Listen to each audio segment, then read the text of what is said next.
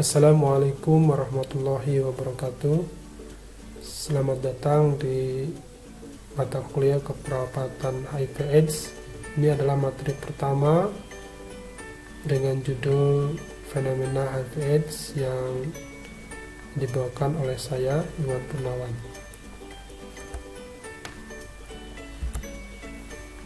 Capaian pembelajaran dari mata kuliah ini adalah setelah mengikuti pembelajaran, mahasiswa mampu menjelaskan tentang bagaimana perkembangan penyakit HIV/AIDS di dunia dan di Indonesia.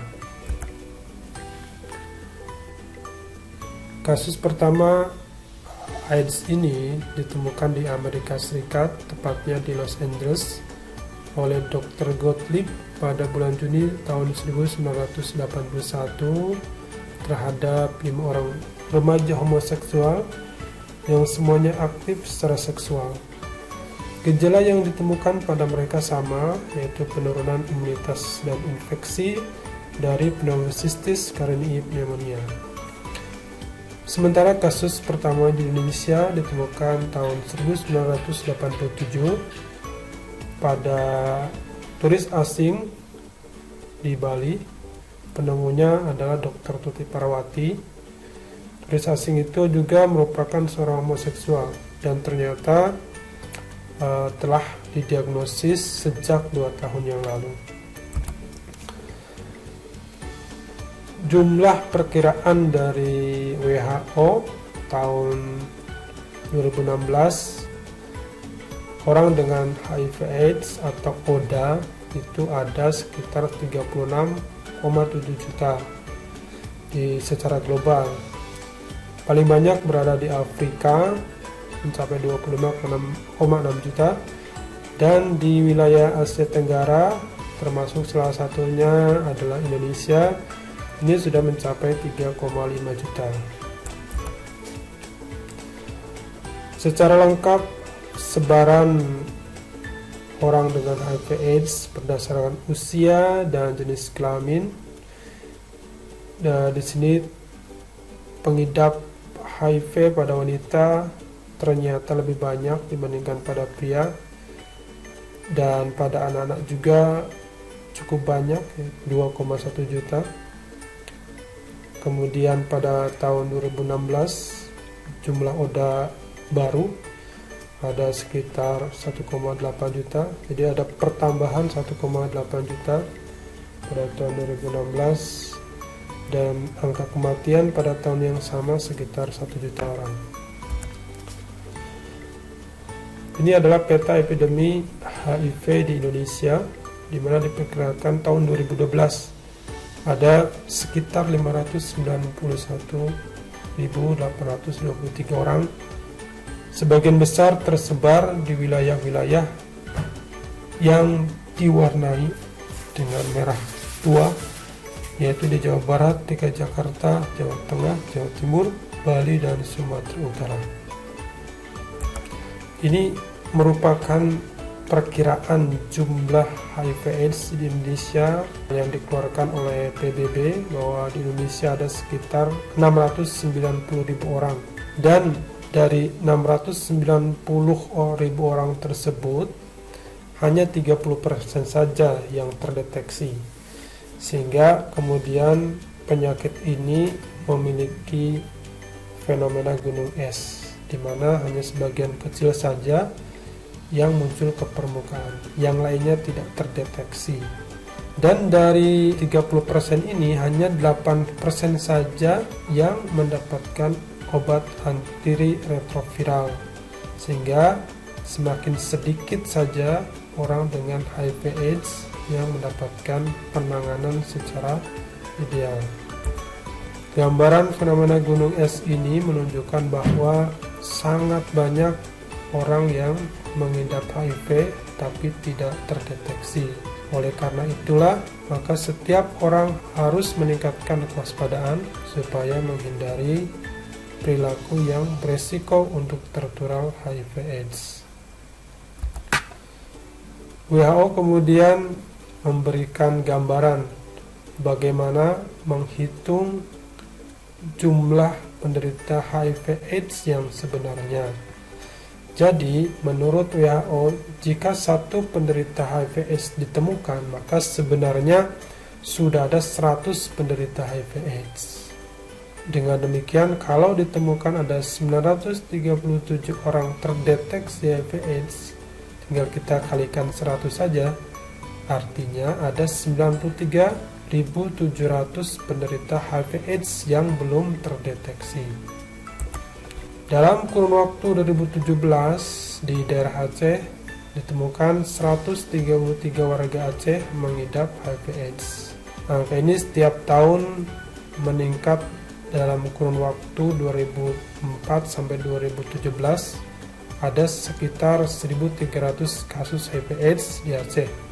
Tapi yang sudah berhasil kita deteksi hanya 630 orang. Selebihnya belum berhasil kita data. Demikian kata Dr. Abdul Fattah yang merupakan Kepala Bidang Pencegahan dan Pengendalian Penyakit Dinas Kesehatan Aceh. Pengidap HIV/AIDS di Aceh rata-rata berusia produktif, yaitu 20-45 tahun. Hal ini menjadi salah satu bukti dampak dari penyakit ini terhadap kondisi sosial ekonomi para pengidapnya. Para pengidap yang sudah terdata itu saat ini menjalani konseling dan pengobatan yang difasilitasi oleh Dinkes Aceh. Warga yang terkena HIV/AIDS itu kami harapkan untuk mendatangi klinik konseling dan pemeriksaan sukarela di setiap rumah sakit yang mampu menangani pasien HIV/AIDS. Mengapa hal ini perlu dilakukan? Karena memang masih adanya stigma yang kuat bahwa penyakit HIV/AIDS itu identik dengan sesuatu yang memalukan dan harus ditutupi. Karena stigma di masyarakat masih begitu kuat bahwa AIDS itu adalah hukuman bagi perbuatan kemaksiatan yang dilakukan oleh penderitanya. Padahal tidak semuanya seperti itu. Tidak sedikit yang menjadi oda gara-gara ketidaktahuan mereka terhadap perilaku yang beresiko tinggi untuk tertular HIV/AIDS. Oleh karena itulah memang kemudian dukungan kepada para oda atau beresiko tinggi untuk mengidap HIV/AIDS segera mendatangi klinik konseling dan pemeriksaan yang ada di setiap rumah sakit yang ditunjuk oleh Dinkes daerah masing-masing.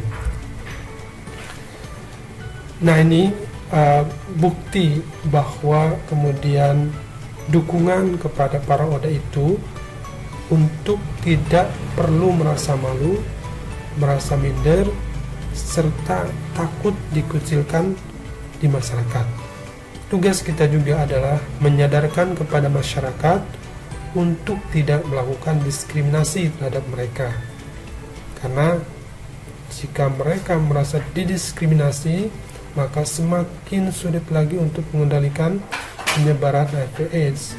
Karena akan sangat susah juga untuk para petugas kesehatan meyakinkan kepada para oda supaya mereka mau dan berani untuk memeriksakan diri ke layanan kesehatan yang ditunjuk.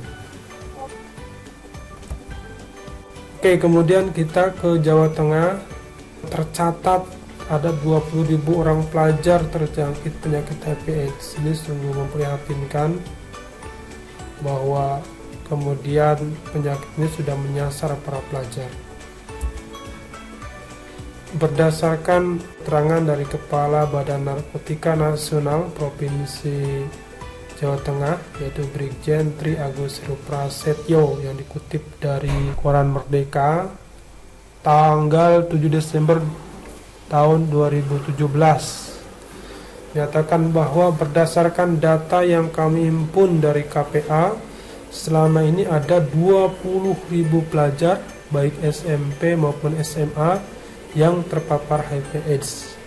Maka dari itu untuk 2018 nanti kita akan menggalakkan pemeriksaan kesehatan di semua sekolah, sehingga ini menjadi warning bagi kita bahwa anak-anak adik-adik kita, anak-anak SMP, SMA ini jika tidak ditangani dengan benar maka mereka akan menjadi korban dari penyebaran HIV/AIDS itu sendiri. Apalagi kalau kita lihat bagaimana pergaulan anak-anak sekarang seperti apa, bagaimana kemudian mereka berada pada resiko tinggi untuk tertular penyakit HIV/AIDS itu sendiri.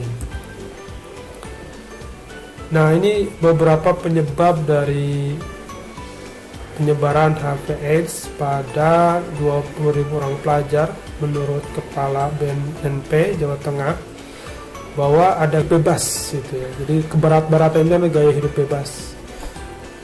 Kemudian pergaulan yang bebas yang tidak mengindahkan norma agama, norma sosial, norma secara umum universal gitu ya. Menerobos norma budaya ketimuran, dan yang tidak kalah penggunaan narkoba suntik. Karena berarti memang kemudian nafsa itu dekat-dekat juga dengan penyebaran HIV/AIDS. Oleh karena itulah pada mata kuliah ini kemudian digabung, yaitu penanganan HIV/AIDS dan penanganan penyalahgunaan narkoba. Oke ya. Nah, kalau kemudian kita lihat bagaimana gambaran penularan HIV/AIDS berdasarkan penyebab penularannya. Yang pertama terjadi pada orang dengan heteroseksual, ada 85,57 orang, 7%. Kemudian penularan melalui jarum suntik ada 5,7%, perinatal 5,23%, homoseksual 4,69%, dan transfusi darah 0,13%. Penggunaan jarum suntik untuk mengkonsumsi nafsa semakin marak digunakan di kalangan pelajar sekolah, jumlahnya meningkat setiap tahunnya, dan ini berkontribusi juga terhadap proses penularan HIV. 4 tahun terakhir 2013 sampai 2017 ada 1.490 orang Indonesia meninggal akibat HIV/AIDS. 10.497 orang mengidap AIDS, sementara sisanya mengidap HIV. Apa bedanya AIDS dan HIV? Secara rinci akan dijelaskan pada pertemuan berikutnya. Yang jelas, AIDS itu adalah penyakit yang disebabkan oleh HIV. Baik, kemudian kita lanjutkan. Kalau estimasi dari KPA pusat pada tahun 2012 lalu ada sekitar 47.514 orang pengidap HIV/AIDS di Jawa Tengah. Sekarang baru 18.913 orang yang ditemukan. Berarti baru ditemukan sekitar 37,1%. Nah, jadi masih sangat banyak orang yang sebenarnya mengidap HIV/AIDS tapi belum terdeteksi. Dari informasi yang sama, ini dari asisten pengelola program KPA Jawa Tengah, Gardia Tiaswardani, menyatakan bahwa HIV paling banyak di wilayah Brebes, kemudian di kota Semarang, sedangkan AIDS, nah ini nanti bedakan antara HIV dan AIDS. Sedangkan AIDS itu paling banyak ditemukan di wilayah Kebumen dan Sragen. Dari koran Merdeka juga, nih pemberitaan tanggal 6 Desember 2017 memberitakan bahwa seks bebas menjalar, 20.000 pelajar di Jawa Tengah terjangkit HIV/AIDS. Luar biasa. Nah, di situ menggambarkan atau menyatakan bahwa penggunaan nafsa dengan jarum suntik merupakan pemicu utama penularan HIV/AIDS. Apa yang bisa kita petik dari pernyataan ini, bahwa peningkatan penularan HIV/AIDS ternyata berbanding lurus dengan penggunaan nafsa. Maka kedua permasalahan utama ini memang tidak bisa dipisahkan, harus ditangani secara bersama-sama. Oke, ini pemberitaan dari Kebumen Express. Di situ diberitakan ada 132 kasus HIV/AIDS di Kebumen dan menjadi peringkat pertama di Jawa Tengah. Nah, ini adalah pernyataan Kepala Dinas Kesehatan Kabupaten Kebumen, Dr. Rini Kristiani, yang menyatakan bahwa ada 132 temuan kasus HIV/AIDS pada semester pertama tahun 2017. Rinciannya HIV mencapai 54 kasus dan AIDS sebanyak 78 kasus. Menurut Dokter ini ada 5 kabupaten dengan jumlah penderita HIV/AIDS terbanyak di Jawa Tengah. Yang pertama di Kebumen ada 132 orang, Brebes 100 orang, Semarang 95 orang, dan Batang 90 orang. Banyak kasus HIV/AIDS yang terungkap tidak selalu berkonotasi negatif. Nah ini ya, jadi tidak mesti bahwa terungkapnya sebuah kasus di sebuah tempat itu menunjukkan bahwa kondisi di sana sangat buruk atau berkonotasi negatif, karena masih banyak kasus yang belum terungkap. Artinya bisa jadi penanganan yang bagus justru akan meningkatkan jumlah sebuah kasus yang terdeteksi. Sementara bisa jadi jumlah yang sedikit menunjukkan bahwa penanganan di sana nggak bagus. Karena proses screeningnya tidak baik, sehingga jumlahnya yang terdeteksi sedikit, tapi sebenarnya jumlah yang tidak terdeteksi mungkin jauh lebih besar dibandingkan wilayah yang bisa mendeteksi jumlah penderita HIV/AIDS dalam jumlah yang banyak, seperti itu. Angka kasus Kebumen tinggi. Ini tak lepas dari kerja keras Komisi Penanggulangan AIDS Kabupaten Kebumen. Nah ini dia, jadi mereka bekerja dengan baik sehingga mereka berhasil mengungkap lebih banyak lagi kasus orang dengan HIV/AIDS gitu ya. Jadi sekali lagi, terungkapnya banyak kasus tidak berkonotasi negatif terhadap kinerja dari para perangkat yang ada di sana, seperti itu. Ini adalah di wilayah Brebes yang merupakan tetangga dari Kabupaten Banyumas, di mana diberitakan setiap tahun jumlahnya terus meningkat. Tahun 2017 terdapat penderita HIV/AIDS baru sebanyak 149 orang, sementara tahun 2016 ditemukan ada 132 orang. Ini ada keterangan dari Kasih Pencegahan Pengendalian Penyakit Penular dan Tidak Menular Dinas Kesehatan Kabupaten Brebes, Dr. Ismawan Nurlaksono. Ini adalah komposisi penderita HIV/AIDS di Brebes. Ada GAI atau LSL, laki suka laki 30%, ibu rumah tangga 20%, dan lain-lain ada 50%. Golongan LSL paling rentan, kecenderungannya sudah mulai dan menjalar di kalangan remaja. Nah, ini menjadi PR kita bersama bahwa penyimpangan seksual sangat berkontribusi terhadap penularan penyakit HIV/AIDS. Hal ini dibuktikan dengan ditemukannya kaum LSL remaja dan sudah ada yang positif HIV/AIDS. Ini fakta HIV/AIDS sejak 2006 di Brebes. Yang positif ada 611 orang dan 30% sudah mau berobat, sementara yang dilaporkan meninggal ada 125 orang. Nah, kemudian bagaimana dengan di Kabupaten Banyumas? Kasus HIV/AIDS di Kabupaten Banyumas mencapai 2.634. Nah, ini diberitakan oleh Republika. Kemudian dari daerah-daerah Banyumas ini dinyatakan bahwa separuh lebih penderita HIV/AIDS di Banyumas adalah laki-laki. Kemudian ada juga yang menyatakan ada 12 penderita AIDS di Banyumas meninggal. Kemudian hingga Agustus 2016 ditemukan sebanyak 279 kasus HIV AIDS, 166 kasus merupakan HIV, sementara 113 kasus sudah mencapai fase AIDS. Ya. Ingat fenomena gunung es. Jadi kalau ada 279 orang ditemukan, maka sebenarnya ada 2.790 orang yang mengidap HIV dan AIDS di Kabupaten Banyumas. Ini jumlah total ada 1.615 kasus HIV, 1.019 kasus AIDS.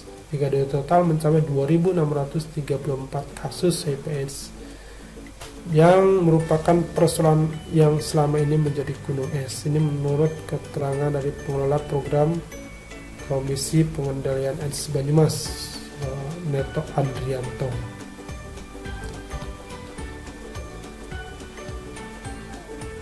Nah, ini juga masih dari Banyumas ya, ada 230 penderita HIV AIDS. Jika dilihat dari karakteristik penderita, penyakit ini terjadi di segala lapisan sosial masyarakat dan rentang usia produktif. Usia 15-34 tahun ada 325 kasus, usia 35-45 tahun ada 234 kasus, sementara yang lebih dari 45 tahun hanya 117 kasus. Jadi kalau yang terkena usia produktif ini berbahaya karena akan bisa mengurangi produktivitas sebuah wilayah dan nanti akan berimbas terhadap perekonomian juga. Kemudian karakteristik penderita berdasarkan pekerjaan: wira swasta 220 kasus, ibu rumah tangga 157 kasus, karyawan swasta 123 kasus, PNS ada 12 orang, TNI Polri 9 orang, petani 15 orang, PSK 49 orang. PSK kenapa paling sedikit? Karena memang jumlahnya sedikit dibandingkan secara keseluruhan. Tapi kalau dilihat persentase, pasti yang PSK jauh lebih tinggi dibandingkan dengan profesi yang lain. Kalau kita lihat juga ada PNS, ada TNI Polri, ada petani, kok bisa terkena? Apakah mereka merupakan orang-orang nakal? Tidak juga, karena sekarang penyakit AIDS bukan hanya menimpa orang-orang dengan penyimpangan perilaku seksual, tapi juga penularan terjadi karena berbagai hal. Bisa jadi mereka karena korban, karena tidak sengaja, bisa lewat berbagai hal ya, yang kemudian mungkin mereka tidak sadari sendiri. Kemudian penderita HIV di Banyumas tercatat 261 orang dan AIDS sebanyak 80 orang. Didominasi remaja dan orang muda pada rentang usia 25 sampai 34 tahun. Penemuan kasus HIV adalah sesuatu yang bagus karena dapat segera dilakukan penanganan sedini mungkin. Keterlambatan pertolongan dapat menyebabkan HIV memburuk menjadi AIDS. Nah, ini ingin menggambarkan bahwa deteksinya penyakit di sebuah daerah tidak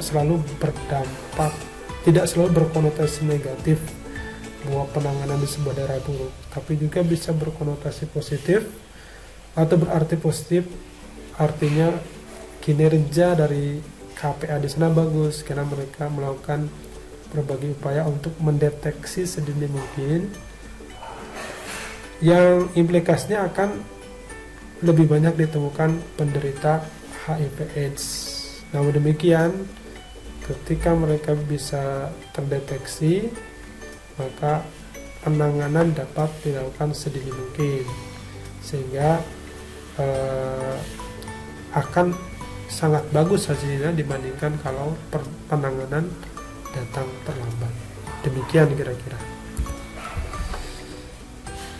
Nah, ini masih gambaran penderita HIV/AIDS di Banyumas tahun 2013. Ada di sini jumlah pria lebih banyak dibandingkan perempuan. Dan tahun 2014 ini meningkat ya menjadi 146 orang pada laki-laki dan 96 orang pada perempuan. Sekali lagi, ini adalah angka yang terdeteksi. Fenomena gunung es memperkirakan jumlah yang sebenarnya tinggal dikalikan 100 saja. Artinya jika pria dideteksi ada 136 orang, maka diperkirakan ada 1360 orang yang mengidap HIV/AIDS. Baik, demikian yang bisa saya sampaikan pada kesempatan kali ini. Mudah-mudahan ini bermanfaat bagi Anda semuanya.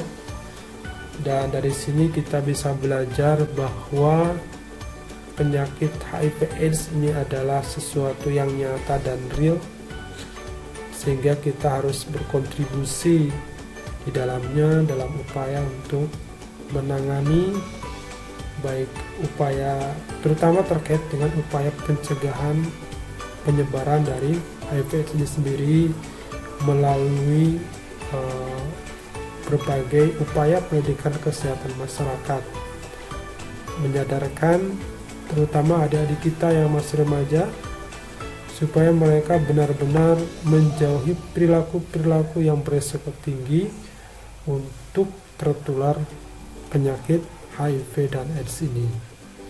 Misalnya menghindari pergaulan bebas, menghindari penggunaan obat-obat terlarang, dan lain sebagainya. Demikian, mudah-mudahan bermanfaat. Assalamualaikum warahmatullahi wabarakatuh.